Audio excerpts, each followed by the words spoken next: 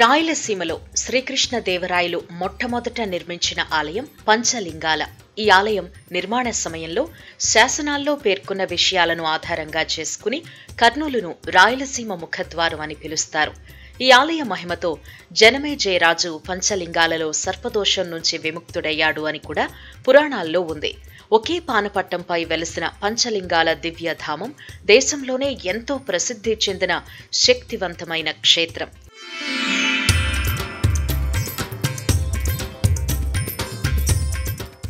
ఈ మహోన్నత ఆలయం కర్నూలుకు 5 కిలోమీటర్ల దూరంలో తుంగభద్ర నది ఒడ్డున ఆహ్లాదకర వాతావరణంలో వెలిసింది.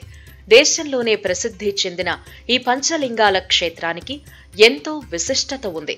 పూర్వం పరీక్షిత మహారాజు కుమారుడైన జనమేజయరాజు సర్పయాగం తలపెట్టినప్పుడు నారాయణుడు ప్రత్యక్షమై సర్పయాగాన్ని ఆపేసి సర్పదోషాన్ని పోగొట్టుకోవడానికి 108 నారాయణ విగ్రహ ప్రతిష్టలు, 1,000,000 లింగాల శివలింగాలు ప్రతిష్ఠ చేయాలని నారాయణుడు జనమేజయరాజుకు ఆజ్ఞాపిస్తాడు.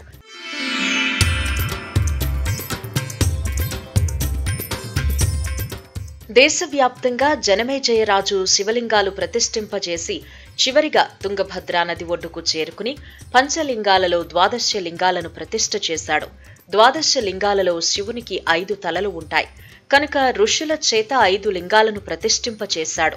అంతేకాకుండా మిగిలిన 7 లింగాలను 4 మూలలకు ప్రతిష్ఠించాడు. దీంతో జనమేజయరాజుకు సర్పదోషం తొలగిందని ఋషులు వివరించారు. చివరిగా అలంపూర్లో జోగులాంబ అమ్మవారిని దర్శనం చేసుకుని అక్కడ కొన్ని శివలింగాలను జనమేజయరాజు ప్రతిష్ఠ చేశాడు.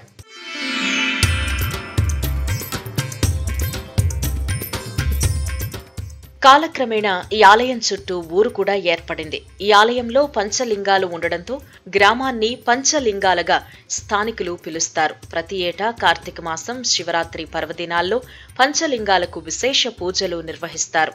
ఆరోగ్య ఆర్థిక సమస్యలు ఇక్కడ తీరుతాయని విపరీతంగా నమ్ముతారు. 3 సంవత్సరాలకు ఒకసారి వీరభద్రస్వామి ఉత్సవాలను గ్రామస్తులు ఘనంగా జరుపుతారు. వర్షాలు పడనప్పుడు వీరభద్రస్వామికి పంచలింగాలకు ప్రత్యేక పూజలు నిర్వహిస్తే మరుసటి రోజున వర్షం పడుతుందని గ్రామస్తుల విశ్వాసం. ఒక పక్క చరిత్ర, మరో పక్క ఆధ్యాత్మిక చైతన్యం సమంగా కదం తొక్కే ఈ ఆలయం ఎంతో శక్తివంతమైన క్షేత్రం. ఇక్కడి పూజలు, ఉత్సవాలు ఎంతో గొప్పగా నిర్వహిస్తారు. పౌరాణిక నేపథ్యంతో విలసిల్లే అపూర్వ ఆలయాల వరుసలో ఈ ఆలయం ఎంతో గొప్పది. మొదటి నుంచి ప్రారంభమైనటువంటి రాయలసీమ ముఖద్వారము పంచలింగాల. అక్కడి నుంచి మొదలైనటువంటి కృష్ణదేవరాయల వారి యొక్క రాజ్యము రాయలసీమ మొత్తానికి ప్రారంభము ఇది. ఆ తర్వాత తిరుపతి వరకు కూడా చివరిది. ఇంత మహత్తరమైనటువంటి క్షేత్రాన్ని చాలామంది దర్శించినారు. సర్పశాపం ఉన్న వాళ్లకు సర్పశాపము తొలగింది. స్వామి యొక్క అనుగ్రహం కలిగింది. వారి యొక్క ఇష్టార్థాలతో పిల్లాపాపలతో చల్లగా ఉన్నారు. ఇంతటి మహత్తరమైనటువంటి ఈ క్షేత్రాన్ని దర్శించడం అనేది మన రాయలసీమ అగ్ర ప్రథమ స్థానంలో మహత్తరమైనటువంటి పుణ్యప్రదమైన క్షేత్రం ఇది. ప్రారంభ క్షేత్రము పంచలింగాల, చివరి క్షేత్రము తిరుమల.